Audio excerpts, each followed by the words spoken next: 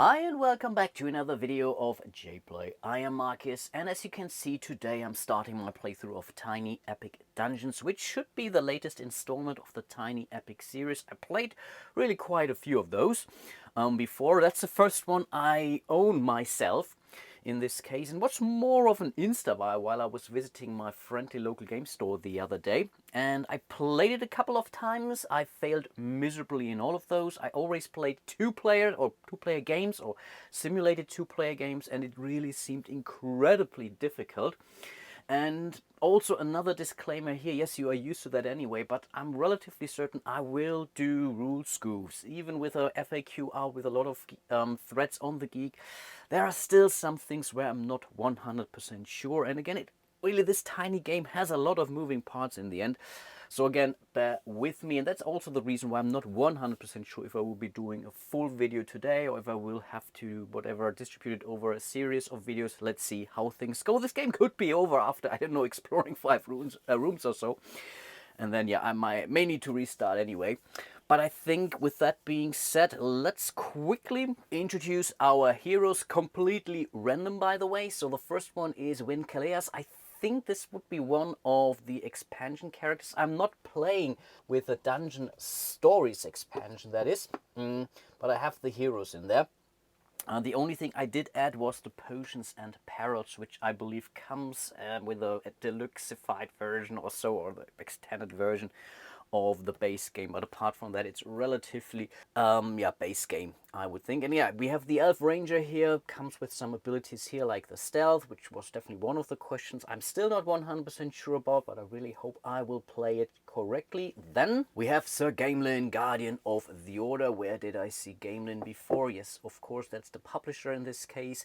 And yeah, he has the seal special ability, he carries a sword, he has the inspiration, which to me sounds like a little bit of a meh kind of ability, but again, let's see, maybe I will need it. And last but not least, we have Yuliessa, the dwarf cleric here, which seems to be a rather balanced character. So she has a lot of focus still, a good amount of health, she can research spells, so that I'm really happy that I'm able to showcase a, let's say, a wizard kind of character in this case. And yeah, has some special abilities here in respect to the healing when she is going to cast a spell. Right now, she doesn't start with any spell, so I think this will be one of the first things that she's about to do.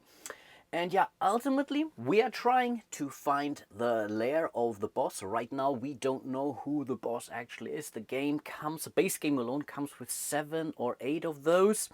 And I think with the Dungeon Stories, there will be even more. I think I only have the base game bosses in here. They seem to be tough enough as they are. And in a 3-player game, we basically have to defeat 3 of those, what are those, roaming monsters or so? I keep forgetting what those are. Minions, exactly. They are also random, depending on what we draw in the end. And then, yeah, we have to chase the boss pretty much through the dungeon here and have to drive the boss through these altar spaces. Also depends a little bit on which boss it is you are facing. Some needs 1 of those altars, some need 2, or maybe sometimes even 3. But that's a little bit awkward part in this game. Until you find the boss, it's a relatively straightforward dungeon crawler. Once you are inside of the basically boss's lair, you typically have to lure him out of his lair in order to chase him through the dungeon, so that he will then move to these altar spaces, which then kind of makes him more vulnerable to your attacks, that is. And yeah, with that being said, all of our heroes are right now here on the entrance tile. And there is, let's say, a somewhat random way how you're setting up, let's say, the dungeon deck, depending a little bit on the player count. So you have a certain amount of standard rooms, then you have a second tier where you are adding the encounters. These are the minions then which you need to defeat in order to find the boss's lair. And last but not least, then I think 1 out of 4 cards is then the entrance to the lair, to the boss. But in order to enter that lair, you have to first defeat all 3 minions in a 3-player game. That is, in a 2-player game, you only have to do that twice, obviously. And yeah, we already have, let's say, 4 unexplored rooms next to us, and I randomly decided that Win Kaleas Eels will be our starting player. And you're not getting to choose the order of play, which is something I typically don't like. I had basically a little monologue on my last playthrough of Arkham Horror, the second edition. Not everyone agreed with me, and I appreciate that. But I'm really, when I'm playing a cooperative game, I want to be able to make these kind of decisions. Who goes first, who goes next, and whatnot. In this case, you simply start, and then you're kind of moving in a clockwise order. So I will do that from Vincalias to Sir Gamelin, over to Ulyessa, and then back to Vincalias, and so on. So in this case, again, Vincalias will be the starting player, who has a movement of 4, a defense of only 3, which is really not a lot. In respect to health, 7, that's okay. His focus is relatively low. 5 is not great, obviously. I think the better rates are 7 or 6, for example, but yeah, we will have to make do. And right now we have no clue what rooms are next to us. I could simply blindly stumble into a room, and then I have to live with what I find. This can be a trap, this can be a goblin, or it's definitely not going to be one of those minions, because again, they will appear after, I think, 7 normal room cards. So these are 4 out of the 7, so 3 more normal room cards, then the first minion could appear. That's how the setup, or the deck has been staged. So, but still, a lot of things can happen in this case. And his special ability allows him to stealthily move through the dungeon. In order to do that, that's basically an anytime, or I think a free action. You can take any amount of free actions during your turn, unless you are able to afford those. In this case, we have to spend 2 focus points in order to do that. And then again, this allows me to ignore any goblins or minions, for example, or any enemies in the dungeons, that is. And honestly, I think that this could be a worthwhile thing. On the other hand, we all have, let's call it a standard action at our disposal here, which says as a free action or as an anytime action, we can basically spend 1 time unit, and this is this torch here. And when this torch makes it to the last space of this track here, then it's already automatically game over. There are ways to bring the torch back up, but the timer is really tough in this game. That's really what I found. But again, what this allows me to do is, for 1 time unit, we will then be able to reveal basically 4 rooms that are currently adjacent to us. And on top of this, you always also see some of the trigger icons here. In this case, if we would trigger this symbol here, this would mean all monsters or all enemies in the dungeon would activate. And guess what? Right now, we don't have any enemies in the dungeon. So I think in this case it might be worth it. I think during my last playthrough, playing a 2-player game, this kind of broke my neck, because I was really lacking 1 point before I was able to defeat a minion. And when you defeat a minion, you get basically 6 time units back. But I think with a 3-player game, I want to do that. So again, we are, as an anytime action, we are spending this. So now all the enemies would activate again. We don't have any enemies here. We did this, and this allows me to reveal 4 rooms that are currently directly adjacent to me, and that I can reach through one of those floors, which in this case is what I'm going to do. So here we have our first goblin. We will bring him out for sure, but we are not taking any damage, because when you're moving into a room with a goblin, you immediately take 1 piece of damage. That's what it is. And wow, this room here, I think that's kind of a trap room or so. We can, for 4 focus, we can basically defeat a goblin. That's not bad. That's really not bad. Question now is the order of things. I guess I have to reveal the goblin now first before I reveal all the others. So let's do that. The way how this works is, now we are taking the first available goblin that is on here. We are bringing out a goblin card, and here we have the Pokey Goblin. And this fella simply goes on the room we just explored. When something similar happens on the torch track later on, then we would typically bring that goblin here onto the entrance space. In this case, this goblin is spawned in the room we have stumbled into. But again, we did not stumble into that. We more or less peeked in there using a little bit of time, so we were moving very slowly through the dungeon, so he was not able to ambush us in this case. So we can have a look at him. So he's, wow, he is attacking all heroes 1 room away for 1 health point for each goblin in the dungeon when they activate. And again, they always activate when you see these symbols here. Apart from that, he can only take 6 damage, or he has a defense of 6, which is relatively high. No, that's actually very high. They only have 1 life point. And additionally, that's the second way how you can lose the game if you have to bring out a fourth goblin. So let's say a fifth goblin. So let's say all of those 4 goblin spots are occupied, and then another goblin would spawn. You will also immediately lose the game. Okay, but that was only the first room. Let's check out the next one, and the vast majority of those rooms will come with a goblin. So be warned, it's not unlikely that all 4 of those rooms will have a goblin, but I will have to deal with those. And yes, guess what? That's another one. We have to, of course, align the room so that it makes sense, so that we can move into this. This is basically the goblin with a number 2, and maybe I will place them like this so you can see the number. Let's draw our next goblin card. Maybe I will do that right here. That's a shooty goblin. So he has ranged attack. Oh wow. Yeah, he's basically firing 2 rooms away, but only does 1 damage to every hero that they can reach. So that's definitely a tough one. So that's goblin number 2. The special ability in this room is, I think this is the laboratory or so. That's, I think, from the Perils or Potions and Perils mini expansion. So for 2 focus as an anytime action, we can get a potion. Potion always comes with a price, so let's be careful with that. Then we do the third room. Oh yeah, this is a dead end, but it doesn't come with any goblins, so that's at least a relief. Basically as an anytime free action, we can pull this lever here, and when we do a skill check, so we can choose the skill, and if we are successful with 7 or more, we would then be able to gain one item. Right now there aren't any items in the discard pile, so this symbol here I believe means from the discard pile. I have to check that. Or if we are failing this test, again, we don't have to do that, then the time will move down. So we're not able to activate the mechanism in this case. And then last but not least, we have the room up here, and that's another goblin room. How would I align this? I think like this. This is now already the 3rd goblin, so let's see what we get. And that's the Boomy Goblin. Yeah, he also does a lot of damage. Apart from that, yeah, I think it's not the end of the world. But yeah, gets a lot of bonuses for each goblin in the dungeon right now. So that could be kind of a problem in respect to his counterattack. So yeah, he can definitely do a lot of damage actually. So we have to make sure to kill him. So that was goblin number 3, and those were all the 4 rooms around Wind-Keleas, and we didn't even take our actions yet.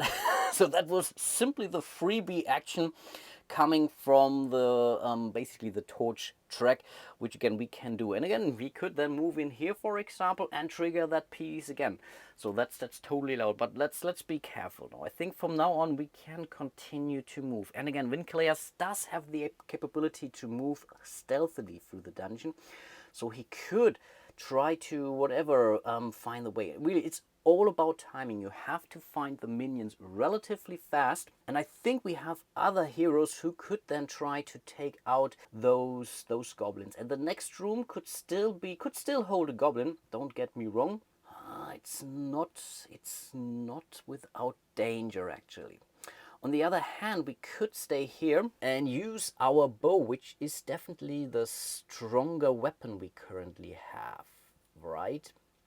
I think we do need to do some damage control now. Because if we are moving and go into, let's say with our dagger, into a melee fight, then we are also losing basically 1 point from the test, but we are only rolling 2 dice. Here we are at least rolling 3 dice for that agility test. So I guess, should we make it, I mean, we really revealed 3 goblins now, and I think we have to do something about that.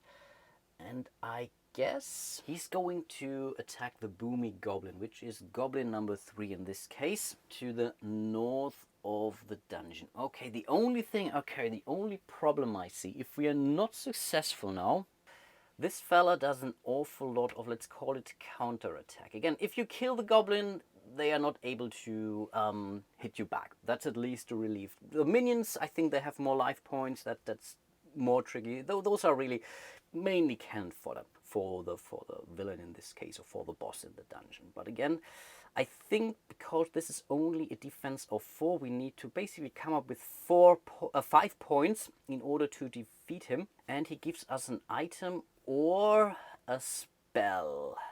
Yeah, let's still do that. So we are using our missile weapon here, which is a bow, and with the missile weapon we are going for it. Basically, can hit monsters up to 2 spaces away or 2 rooms away. With a missile attack, we cannot use it in the same room, so the monster has to be at least 1 room away. And in this case, we are looking for an agility test, and our agility is 3. That's 3 dice. That's basically 6-sider, normal with from 1 to 6. In this case, they come with some special things, which I will explain in a second. And then we also have the counter-attack die, which we always have to roll if there is a line of sight. So if the monster can hit us back, then they will hit back. No matter if they have a ranged weapon or not, they will always roll that die. So I think let's do that. So again, we are rolling all of those 4 dice, and let's hope for the best. And let's not forget we have a -1 on that bow, though that could be a problem in the end. So yeah, let's really hope for the best. That's not bad. Okay, so what we can do now is, this is our highest die. This one tells us that the enemy, in case we are not defeating the enemy right now, will simply ignore our defense and will hit us for the bonus value. In this case, this would be a 3, because right now there are 3 goblins in the dungeon. But I guess we will be successful in this case, because we need a 5 in order to overcome them. Unfortunately, we are not that particularly well trained with a bow, it seems, because we have a -1 here. So the 5 -1 is not enough. Of course, the thing is, we have a +1 which we can use, so that's 6 -1, that's the 5 we needed to overcome that. In theory, this was now a successful test, so the goblin will not be able to hit us back.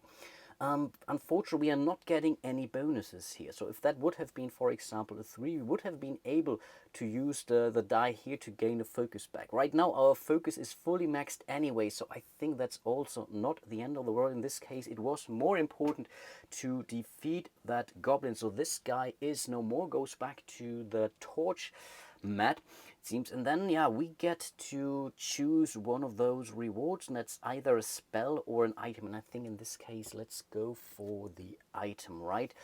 And that's the ruby figurine, which simply gives us an extra die, a red die, which I think works for him actually nice, because he only has a skill rating of 2. You will never be allowed to roll more than 3 dice, whatever bonuses you get. And you see that here you are allowed to carry or wear 2 of those trinkets. In this case, that's the ruby figure. That's a pretty powerful thing, actually, getting an extra die. I mean, yeah, we could drop it. Problem is, we cannot immediately hand it over to our fellow party members here. So this is all Gloomhaven style. You are not simply trading stuff away. You really have to make them work for it, but you can always discard it, and then someone else could pick it up through a bonus on the dungeon, for example. In this case, I think this works pretty well for Wincleas, so he could now also go for the dagger in future and not suffering any real penalty. So in this case, we would only roll 2 dice, but you always take the highest one anyway. So I think overall the chances are a little bit lower, but you can still roll a 6.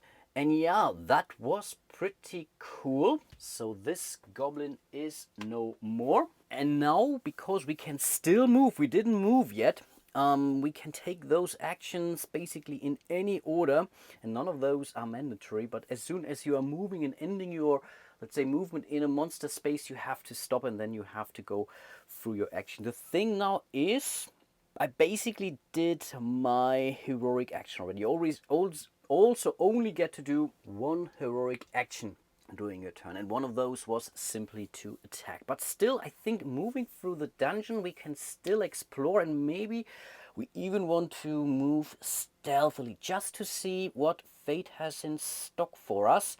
So I guess let's spend 2 of our focus. Again, this allows us to move stealthily, and we can move in theory up to 4 spaces, but we also have to be relatively careful here. For 4, this would be the better deal for Uliessa, for example. But I think Uliessa later on, I think we still need to take out those goblins here. I mean, if they activate, they really do a lot of damage to us. So I guess let's simply move 1 and 2. Oh, when we are moving in here, we are immediately revealing the amount of basically cards that are around us. And this whole dungeon is a grid, and I think 7 spaces wide and in width and in height. The thing is, the entrance will always be in the middle, so we can basically explore the dungeons 3 in any direction here. And if we didn't find the boss's lair and we are basically ran out of options, and we also have automatically lost the game. We still have 3 more movement, and I guess let's continue to move. What is it? And I think that's not even a trap. What is this? But we have moved. I mean, that's the thing. So we will stop here. We could continue to move. We are bringing out 2 more rooms. We cannot move down here to the goblin, but so can the goblin not hit us, so that's also kind of a relief. And here we can basically search for stuff. We can go for a skill check here, but that's our lore or wisdom or whatever it is. And if we are successful, oh wow, we gain 2 focus and a spell. If we fail, yeah, we fail miserably, we are losing 1 time. So I think for him that's not the best option. Should we continue to move now? I think yes. And of course, again, we are moving stealthily, so don't forget that. So we can, if we move into a room with a trap, then we are still screwed, by the way.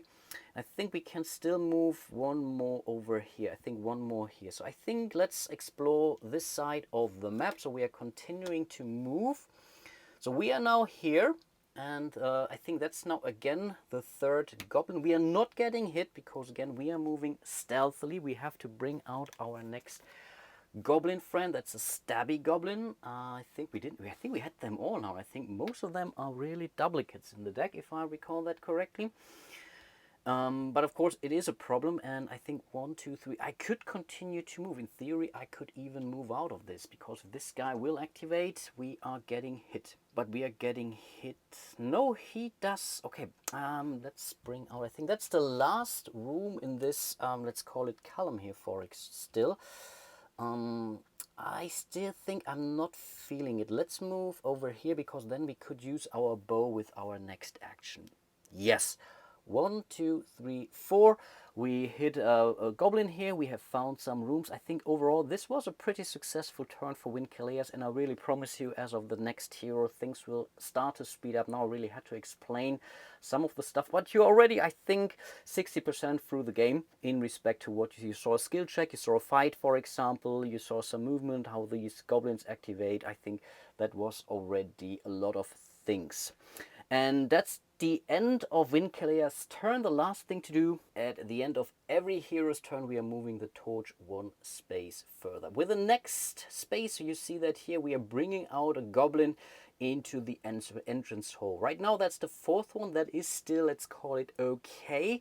But then the 5th one, basically over here, would be a problem. And there are effects in the game, as you see that you may lose time. And I think this is even a symbol here on the enemy die here, for example. If you roll this, they didn't hit you, but you're losing time. And that's, I think, I would say the worst result on this die. It's pretty much a 1. Okay, and then it's over to Sir Gamelin. And with a seal ability, he gets more strength. He's rolling 3. I mean, he can hit with a sword, but in order to hit with a sword, it's a melee attack. But I think we really do have to take out one of those goblins here anyway. We can move, that's a good thing. And I'm right now tempted to move down here. Goblin number 2, which is I think that's the more... On the other hand, this is the tougher one. That comes with a 6. So we need to roll, let's call it a 7 in this case. And the thing is, if we do that, I think he has the best chance to defeat that goblin here. And in this case, that's a very good reward actually. We get an item and we can reveal the next room. I think I like that better. So we are moving in here. Now our movement ends. Even though he still has 2 movement points left, we have to stop now. If we get, let's say, more movement points as some kind of a reward from some of these things, or from items, for example, then we could continue to move. But that's our free move. And then as our heroic action, yeah, I think we could simply go with a 4 here and defeat the goblin right off the bat. But I think we don't need to spend 4. I think we are in an okay shape. Yeah, let's attack him. But the good thing on this thing is I think you can defeat any goblin. You don't need to be in that particular room. I could be wrong though, but I think that's how it's played, and you still get the reward for that goblin. But I think in this case we should be fine. So Gamelin is using his seal ability, so spending 2 of those focus, and this gives him a +1 on his die. Overall he's rolling 3 dice. That's a strength test for him with a sword, and again that's a +1 for him, and he also gets an extra defense, which is a 6, so he is most likely not going to take that much damage. But let's really hope he's able to take this one out. So let's bring my trusted dice tower in here. We have to of course also roll the defensive die, or the, I think, what is it called, this die? I mean, it's basically, I'm pretty sure, enemy die. It's a simple enemy die, of course. And okay, so that's a 5. The problem now really is, this is terrible. We needed to come up with a 6, right? And oh boy, I mean that we have a +1, right? So we have a 2 + 2 is 4, +5 is 5, +6. So it's not even enough. So that's really, it's so bad. We are not getting anything back. So this was really a terrible, terrible roll. So I guess we have to spend 2 more focus for this here, and this allows us to increase the die phase by 1 in this case. Otherwise we will be really in a very, very tough spot. Yeah, that was really a terrible roll. So we are adding this to a 3, +2 +1, though that's 6. But because we have used our seal, that's really at least a relief. We have a +1, so that's 6 +7. So we just barely made it to defeat this pokey goblin here. Wow, that was a tough and close call. If we wouldn't have any focus left, we would be really in a very bad situation. And I think one thing I definitely forgot, when we moved in here, we should have brought out more face down dungeon tiles, and yeah, that's something I will keep forgetting, rest assured. The thing is, we have used all of our die, so we are not getting any of those tasty focuses back, so that's really a pity for sure. We have defeated, so first of all we gain an item, so that's at least something, and that is the Great Staff of the Phoenix. Of the Phoenix means this is kind of a, let's say, hero set, for example. If you have more of those, you get some bonuses here. And this one is, it's pretty much a missile weapon up to 3 rooms away, and it uses, oh, that would be a cool item, in fact, for Ulyessa. That's tasty. In this case, I think we are going to discard this item. So it goes into the discard area of the item deck, and if I'm allowed later on as a reward, there are rewards that lets you whatever take new items from the deck. Sometimes it's either or, and sometimes you only get to pick up something that someone else already dropped. So in this case, having some items and or spells in that area might become in handy. I think this might be a good start for Ulyessa later on, because her strongest skill is this scroll here. Again, I keep forgetting what those skills are. I think it's, again, it's lore, it's wisdom, you name it, standard stuff in respect intellect. And on top of this, we also get to reveal an adjacent room in this case, and I think let's move south, and oh, that's our first enemy. I think we are doing it like this. Okay, so we have found our first enemy. The good thing is we didn't move into that room. We really got this as a reward from this pokey goblin here. He, I think with his final breath, he was betraying his friends and whatnot. And yeah, again, we didn't move in here. This would have cost us 2 life points, so that's pretty cool actually. But what do we get? Again, this is also a relatively large stack of things, and here we have found the ooze. And let me tell you, the ooze is by far the most despicable monster in Gloomhaven. We always hated it when we see that. I think we also decided not to play a certain mission because we kind of saw, yes, it's somewhat cheating. I get it. But we decided against to go with whatever missions when we had too many oozes. And now the ooze is back, so I will not cheat here in this case. And they all come with these nice little wooden token here. So this ooze is carrying a lot of things in it. And that's basically the first of 3 minions that we have to defeat. This ooze comes with 8 life points. That's really not nothing. It comes with 4 defense. And yeah, this guy is stealing items from us. And when it's activating, it's moving and activating this ability. So it hits us, basically every hero that's 1 room away. and it steals an item from that here. So that's really a terrible creature. But luckily, I think, yeah, only Winkeleas is carrying an item, and he's really far away, so that's kind of a relief at least. But yeah, we have found our first ooze. How nice, or our first minion. How nice is that? This Pokey Goblin is discarded, and that's, I guess, the end of the turn. So we have to move the torch. The next thing that will happen is, oh, I think, oh, what did I do wrong? No, of course, I was confused. No, then we are bringing out a new goblin, which again is the number 1 in this case. But again, the number doesn't really mean anything in this case. But the problem is we are at 3 goblins again. And again, they are really relying on some synergies. So the more goblins you have, the more terrible things are. That's the Mixie Goblin, exactly. That's one of the Potions and Perils expansion ones. When you defeat him, you get a potion, and you get that potion. You cannot decide not to take that potion. Again, they come with extremely powerful effects, but they also come with ill effects. Oftentimes, they simply activate every monster in the dungeon, that is. But okay, in this case, we have the Mixie Goblin. It's beatable for sure, but that's really the end of Sir Gamelin's turn. Over to Uliessa, and here I'm really tempted to use her research as an instant effect. So spending 4 is really not nothing, but we still have at least 2 more to go here. But getting a spell early on, and I don't want to do that too often because I want to get the Great Staff of the Phoenix maybe later on to her. And then if we are covering this up, we are no longer able to go with the research. We are basically getting the... right now we have the free hand, which allows us to do the research. Later on, if we're carrying a Great Staff of Phoenix, then we are no longer able to do that. So yeah, let's do that. So we are drawing a spell.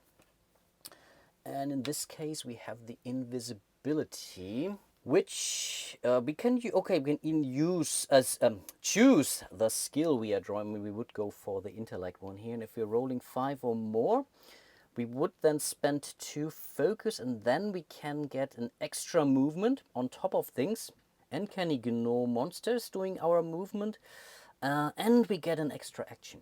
That's cool. So basically we are using the invisibility. That would be our heroic action, but then we can go for another action. So otherwise we would really lose our action. That's typically stupid. So we can move somewhere and then trigger stuff. So I think that's not an awful spell for her. I take that. Nice. And then we may need to do something about that goblin or that goblin in here. We can move out, by the way, so this monster is not blocking our way. So if we are starting our movement in a room with a monster, we can move out. That's not a problem. The question is, which one do we want to get rid of? I mean, the Mixie Goblin could be nice getting a potion, but again, they also come with very, very ill effects. And the 2 is the Shooty Goblin.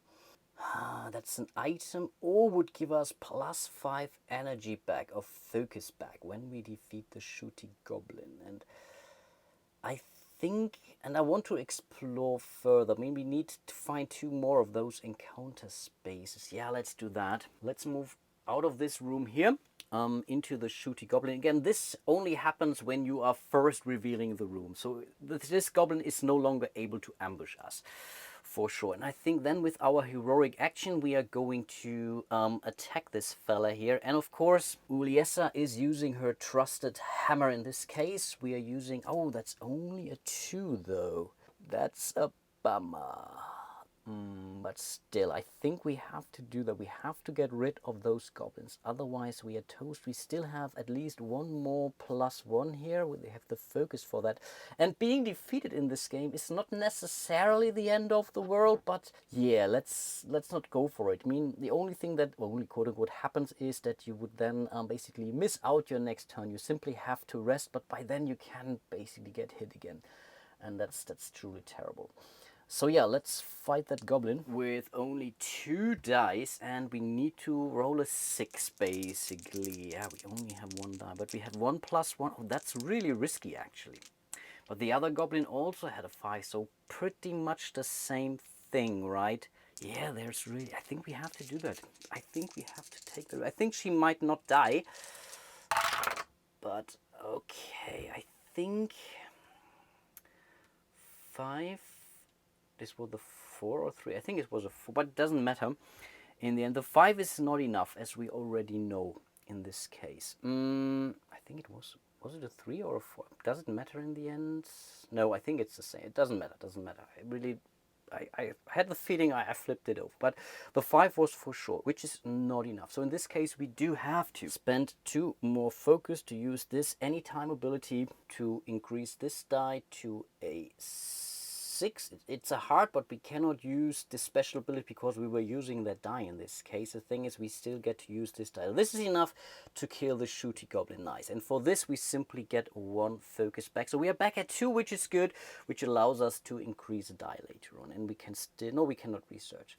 So this goblin is no more. That's at least a relief. Problem is now, or the question now is, should we simply gain the energy back or should we go for the item? The thing is, there is an awful item already out there, and with a plus here, we can choose to grab this item here. We don't have to draw from the deck. And again, for her, that's an amazing item. And she can use it to later on, I think let's do that. So let's go with the Great Staff of Phoenix. And now I have to choose if I want to cover this. This is also a one-handed item, or this. This one is okay, but it's only a missile weapon, which means I have to be 1 space away. And honestly, this is one of the questions. I'm not sure if I later on can move things around left or right. I think not. I don't know. But the research, or should we wait for it? Man, there will be other ways, other opportunities to do that. I think getting the 5 now back and going for a second spell later on. Okay, I have changed my mind. I will put it back. We get 1, 2, 3, 4, 5 focus back. That's basically the other one. We didn't reveal any cards, so that's totally fine. So I did not cheat in this case. I simply changed my mind.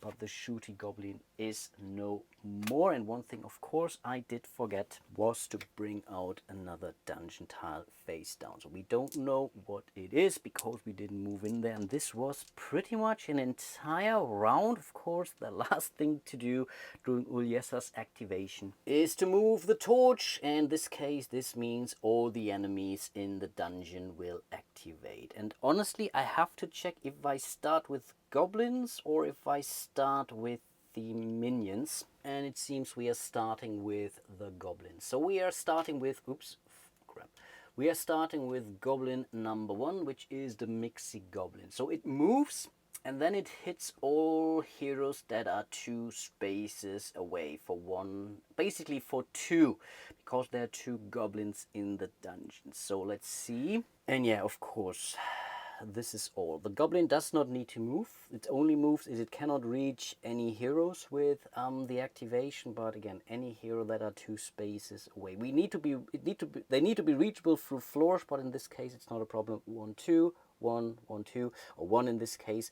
So all of them will take 2 points worth of damage. So this was terrible, of course. Then we do the Stabby Goblin. This is an either or. It either moves or hits basically a hero in its room. And I think this is the one piece which I kind of planned ahead to some extent, at least, because in this case the goblin will simply move to Vincaleas in this case, but will not attack. So at least there is some relief. Next would be the Ooze, which in this game is at least not multiplying, and it moves and hits basically all heroes 1 space away. And I think this is kind of lucky. Oh, I think it doesn't even have to move, actually. I think again they only move if they need to reach someone. Let me also clarify that. And yeah, I checked the rules and I'm not 100% sure. If it's a move or attack, then it's clear. If it's move and attack, it says first check if nearest conscious hero to the enemy is in its room. It's not. If so, the enemy will immediately attack and will not move. So I think in this case it can hit a hero with its ability in this case, and we are simply losing 1 life point and would lose 1 item. We are not carrying an item, so that's at least relief. I think we are not getting penalized for not carrying an item, but we have still lost 1 more health. Again, right now, not the end of the world, we can rest as our main action, but yeah, that's kind of lame. Let's not try to do that too often. And I think that's the full first round. And as I already mentioned, I'm not really well versed in this game. Even though I have played it a couple of times, I'm still stumbling over some rules, exceptions, or strange questions. Again, in most cases, it's really me not fully understanding what the designer wants to tell me with the rules. Sometimes it's maybe a little bit unclear in the rules, but again, I'm ending my playthrough for today to give you some room to let me know if I may have played something completely wrong. I really didn't. If so, I will try to correct that as much as possible. Then as of the next video, I really should be able to do more and more in this game.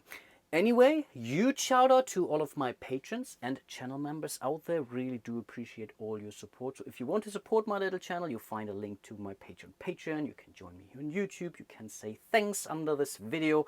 Like and subscribe. Leave a comment. This also greatly helps. Also highly appreciated.